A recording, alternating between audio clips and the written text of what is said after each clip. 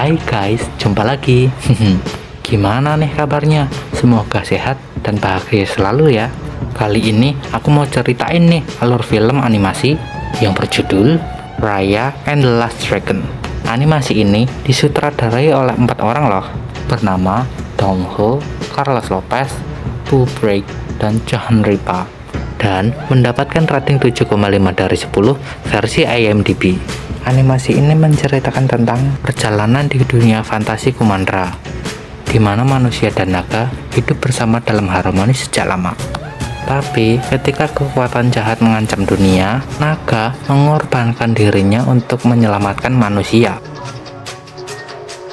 Sekarang, 500 tahun kemudian, kejahatan yang sama telah kembali dan terserah pada seorang pejuang yang bernama Raya untuk melacak naga terakhir yang legendaris dan untuk memulihkan tanah yang retak dan orang-orang yang terpecah. Namun, sepanjang perjalanannya, dia akan mempelajari sebuah pelajaran yang berharga.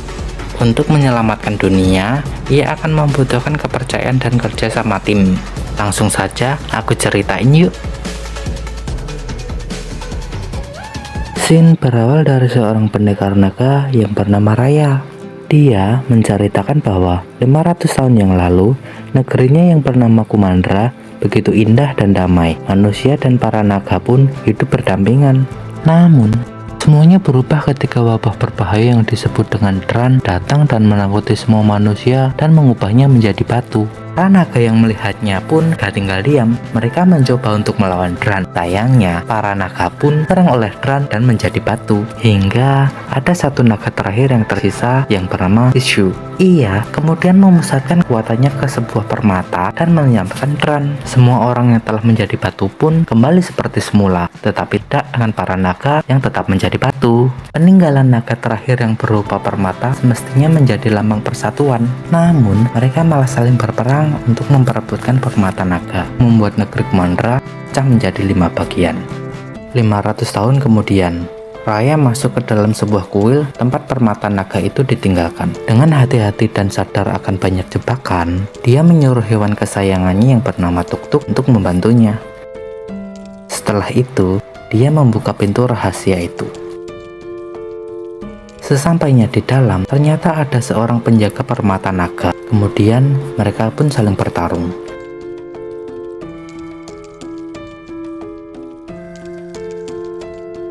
Ternyata, penjaga tersebut adalah ayah Raya, kepala suku desa Hati yang bernama Ketua Benja, yang sedang melatih Raya sebagai penjaga permata naga, yang mana semua orang di desa lain memperebutkan permata naga. Hari pun berganti. Benja berencana untuk menyatukan kembali Kumandra dengan mengundang para pemimpin desa lain untuk datang dan makan bersama. Desa-desa ini terdiri dari desa Ekor, Cakar, Tulang, dan desa Taring. Benja percaya jika kita tak berhenti dan belajar untuk mempercayai sesama lagi, maka dunia akan hancur dengan peperangan. Keesok harinya, keempat desa itu pun datang. Di saat suasana memanas, Raya mengajak mereka untuk masuk dan makan bersama.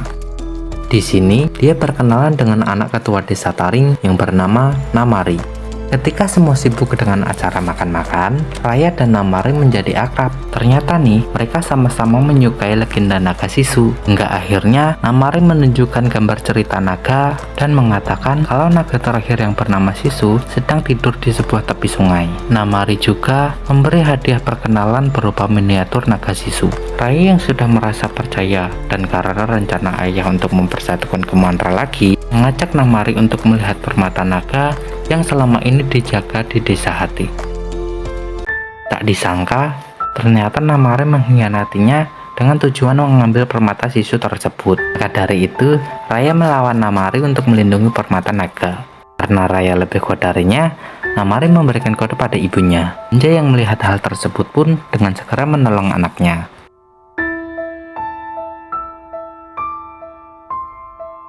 Awalnya, Benja tak ingin terjadi pertumpahan darah dan ingin meredakan masalah. Akan tetapi, Benja malah dipanah oleh pasukan Namari. Seketika itu juga, para warga desa lain berebut mengambil permata naga. Sehingga, permata itu jatuh dan pecah menjadi 5 bagian.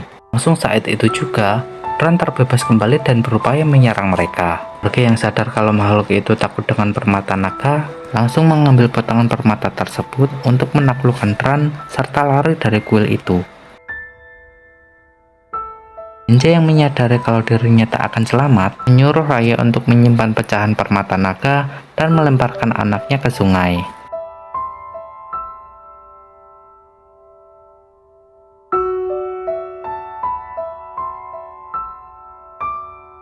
6 tahun kemudian, Raya mengembara untuk mencari keberadaan naga Sisu. Lalu saat Raya sampai di ujung sungai terakhir, Raya masuk ke dalam kapal yang karam dan berdoa, berharap menemukan Sisu di ujung sungai terakhir yang ini. Ternyata, usahanya gak sia-sia. Seketika itu pula, naga Sisu bangkit. Setelah itu, dia bercerita kalau dunia yang Sisu selamatkan dahulu sedang tidak baik-baik saja karena permata naga telah pecah akibat dirinya. Walaupun dia mempunyai potongan permata naga tersebut, Sisu tetap tidak bisa mengembalikannya secara utuh karena yang sebenarnya adalah permata itu dibuat oleh para saudaranya. Sisu yang ketika memegang potongan batu permata tersebut, tiba-tiba saja dia menjadi glowing. Ternyata, batu permata itu memiliki sihir yang dimiliki adiknya. Mereka juga langsung menyadari kalau Sisu masih terhubung dengan sihir batu permata itu. Senang sekali mereka, lalu mereka pun berkomitmen untuk menyelamatkan dunia. Ternyata, Namari yang juga ingin mencari dan mengumpulkan pecahan permata naga malah menemukan barang milik Raya yang terjatuh. Akibatnya, Namari pun langsung dengan cepat mendatanginya. Namun, tempat tersebut sudah kosong karena Raya sudah melanjutkan perjalanannya. Di sini, Raya memberitahu Sisu bahwa setiap desa memiliki pecahan permata, hingga mereka pun sampai di gua desa Ekor. Rintangan pun mereka lewati. Setelahnya, Raya pun kagum pada naga Sisu. Lalu Sisu menjelaskan bahwa dia adalah naga air dan pandai berenang gaya punggung. Ketika mereka berhasil mengambil potongan permata dan Sisu memegang potongan permata itu, dan tiba-tiba Sisu berubah menjadi manusia. Saat itu, Namari menemukan mereka dan terjadilah pengejaran. Saat kabur, Raya yang sadar kalau kucing yang ditunggangi oleh Namari itu takut pada air, dia pun loncat ke dalam sungai. Dan menaiki perahu yang ada di dermaga. Ternyata perahu itu dipimpin oleh seorang kapten cilik yang bernama Pound. Lalu Raya pun memberikan beberapa batu giok pada Pound agar bisa dengan cepat pergi dari tempat tersebut. Nah, karena perahu ini jalannya lemot, Sisu pun berinisiatif untuk membantu mendorong perahu mereka dan kemudian mereka menuju desa Cakar.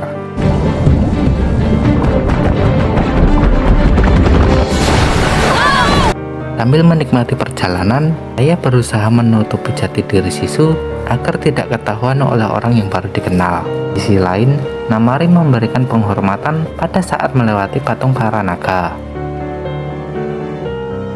Pada malam harinya, Tran terlihat jelas sudah ada di mana-mana. Sini, Sisu menjelaskan kalau Tran itu terlahir dari perselisihan manusia. Dia selalu menunggu saat-saat lengah untuk menyerang manusia. Mendengar itu, mereka jadi mengingat keluarganya yang telah membantu.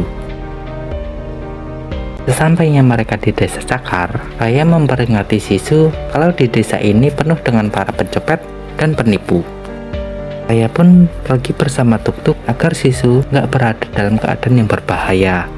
Saat Raya sedang menuju rumah ketua desa Cakar, ia melihat bayi yang sedang menangis. Raya yang kasihan pun mau nggak mau harus menolongnya kan? Tapi ternyata hal itu adalah kesalahan besar karena bayi itu adalah seorang penipu yang menginginkan potongan permata naga miliknya. Raya pun kaget, langsung mengejarnya. Hingga pada akhirnya, Tuk-Tuk dapat memberhentikan komplotan bocil itu dan mengambil lagi permata naganya.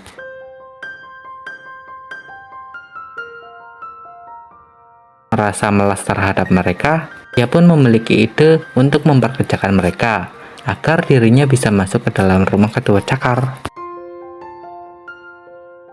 Dan setelah masuk, kenyataannya adalah ketua desa Cakar telah membantu. Kemudian, seseorang memberitahu kalau potongan batu permata itu berada dalam genggaman ketua desa Cakar yang paling kejam. Di waktu yang sama, Sisu merasakan firasat buruk dan berinisiatif untuk membantu Raya dengan memberikan hadiah. Bingung karena gak punya uang, atas saran Kapten Bun, Sisu pun berutang. Namun ya mana bisa, kan gak kenal, main ngutang aja. Beruntungnya, Sisu ditolong sama nenek tua, yang tanpa disadari, ternyata nenek itu juga telah menipunya dengan mengantarnya keluar gerbang yang dipenuhi oleh Tran. Come dear, Chief Dan Hai is just outside the city, beyond the gate. Ternyatanya lagi, nenek itu adalah ketua desa Cakar. Dia mengancam kalau gak diberitahu di mana Raya, maka dirinya akan ditinggal dan akan menjadi batu oleh Tran.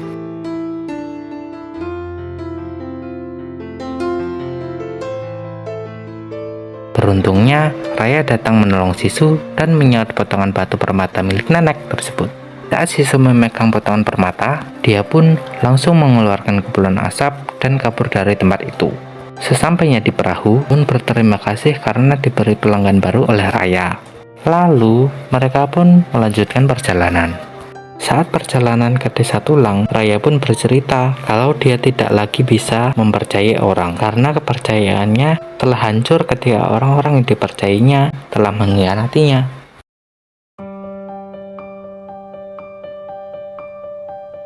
Sontak saja, ketika sampai di desa Tulang, Sisu langsung lari, mengambil bubur untuk diberikan kepada ketua desa Tulang, bahwa apa yang telah dipikirkan Raya itu adalah salah. Raya yang melihat hal itu pun langsung mengajarnya. Tak lama kemudian, Sisu sadar kalau sikapnya itu sudah seenaknya tanpa berpikir panjang, yang mengakibatkan mereka pun ditangkap oleh kepala desa Tulang yang bernama Tong. Tong marah karena ada yang ingin mencuri potongan permatanya. Lalu teman-teman Raya datang dan segera membebaskannya.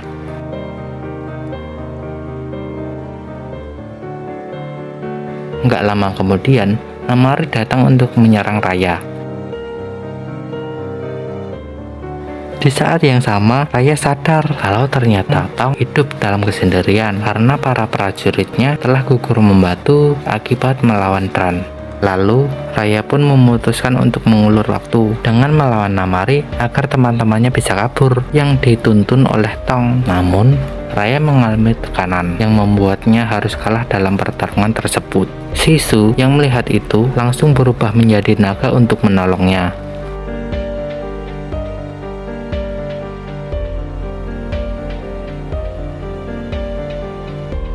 Teman-temannya yang baru tahu kalau Sisu adalah naga marah padanya, tapi disinilah yang menjelaskan kalau tujuan dirinya dan Sisu bersatu adalah untuk memperbaiki dunia dari Tran. Dari itu, mereka pun ikut bekerja sama. Tak disangka-sangka, Tong memberikan potongan batu permatanya pada Sisu yang membuatnya memiliki sihir hujan.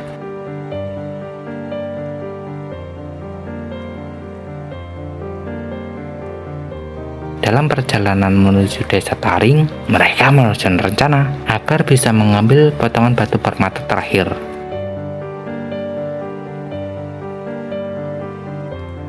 Lalu, Sisu mengajak Raya untuk mengunjungi sebuah kuil. Tempat itu ternyata adalah kuil desa Hati. Nah, di sini Sisu menunjukkan saudara-saudaranya yang sudah menjadi patung. Sisu bercerita bahwa 500 tahun yang lalu, dia dan saudara-saudaranya adalah negara terakhir yang tersisa dari kekacaman Tran.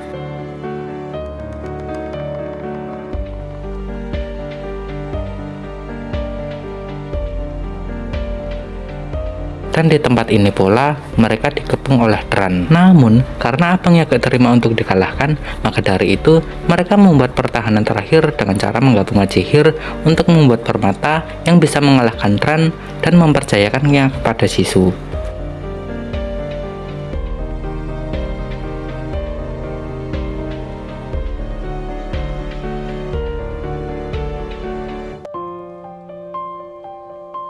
Berkat kepercayaan kepercayaan itu, Sisu menyadari kalau kepercayaan itu dapat membuatnya lebih kuat dari yang pernah dibayangkan. Begitu juga dengan Namari. Jika dia tidak mempercayainya, maka hanya Raya yang harus memulai untuk mempercayainya. Setelah itu, Raya mendatangi ayahnya dan memberikan bunga. Kemudian, Raya memutuskan untuk menggunakan ide Sisu untuk memberi Namari hadiah. Berupa kalung Sisu yang pernah Namari berikan kepadanya 6 tahun yang lalu. Di sisi lain, ibu yang bertemu dengan Namari merasa takut karena menurutnya jika Sisu berhasil memperbaiki dunia, maka para warga dari desa lain akan menyerang desa Taring karena telah membuat dunia menjadi hancur. Di malam harinya, komplotan bocil pun beraksi, memberikan surat kepada Namari.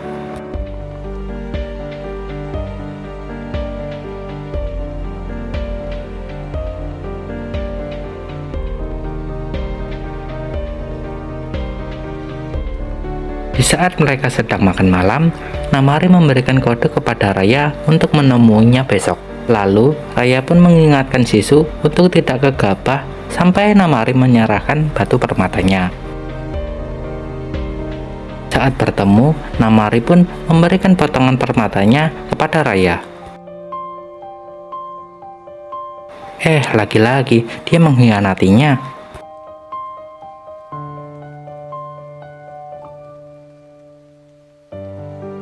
Di saat Raya ingin melawan, Sisu menahannya agar tetap santuy. Karena ragu, Raya berusaha untuk menjatuhkan senjata Namari, tapi malah gak sengaja membuat anak panah Namari meluncur dan membunuh Sisu.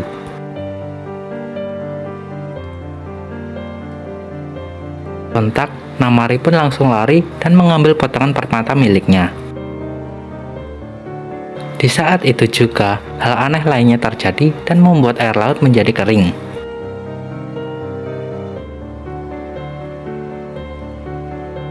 Raya pun emosi dan langsung gas meluapkan amarahnya kepada Namari.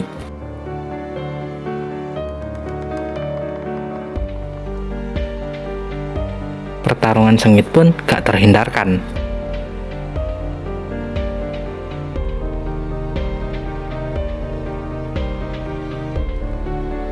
Di waktu yang sama, teman-teman Raya menyadari kalau kekuatan batu permatanya mulai meredup. Maka dari itu, mereka pun berjuang untuk menyelamatkan para warga desa Taring.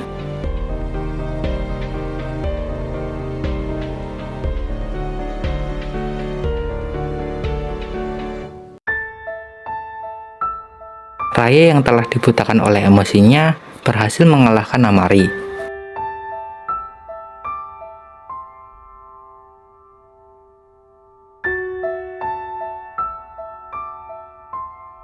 Tapi dia pun memaafkannya. Kemudian, Raya yang melihat teman-temannya sedang berjuang, dengan cepat dia langsung membantu mereka melawan Dran. Ketika Tuk-Tuk membawa warga desa Taring untuk pergi, tiba-tiba saja Dran mencekatnya, lalu mereka ditolong oleh Namari. Nahas, mereka pun terjatuh ke reruntuhan. Di saat keadaan semakin mendesak, Raya menyuruh mereka untuk mengumpulkan batu tersebut dan mempercayakan bahwa bukan sihir Sisu, tapi akan sebuah kepercayaanlah yang bisa membebaskan mereka.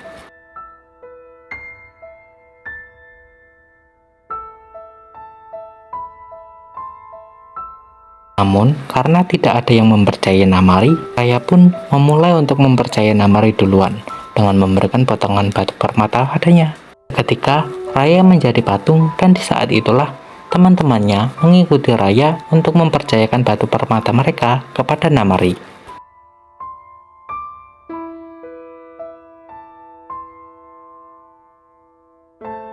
Namari pun sebenarnya pengen kabur, tapi karena sudah dipercayai, ia pun merangkai pecahan batu permata itu menjadi batu permata utuh. Sial, mereka malah membatu.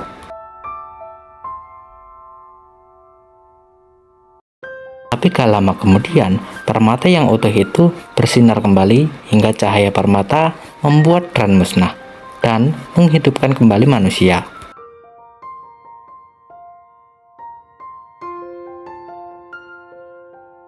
Setelah itu, dunia pun menjadi normal. Dan gak disangka, para naga yang sudah membatu sejak ratusan tahun yang lalu hidup kembali. Lalu mereka berkumpul dan menghidupkan kembali Sisu.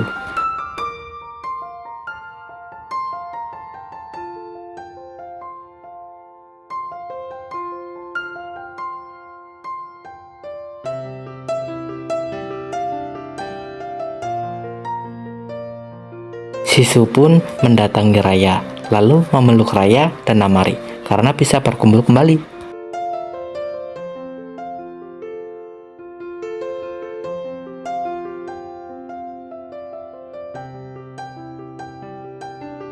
Kemudian mereka pulang ke desa masing-masing untuk bertemu dengan keluarga mereka.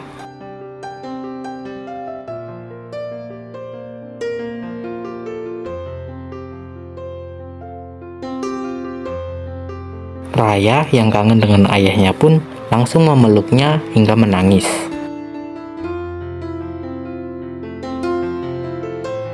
Dan saat itu pula Sisu mendatangi mereka dan mengatakan kalau Kumandra telah tercipta lagi karena perjuangan Raya. Sisu dan ayah pun sangat bangga pada Raya. Para warga Kumandra pun telah berkumpul dan berdamai kembali.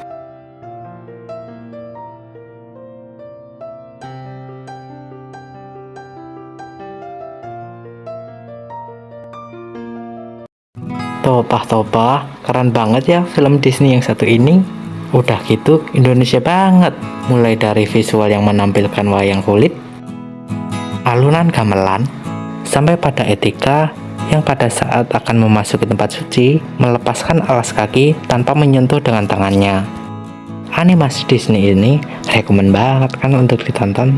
Sampai di sini animasi ini mengajarkan kita bahwa kepercayaan adalah salah satu hal yang terpenting dalam kehidupan. Kepercayaan juga akan membuat kita semakin lebih kuat.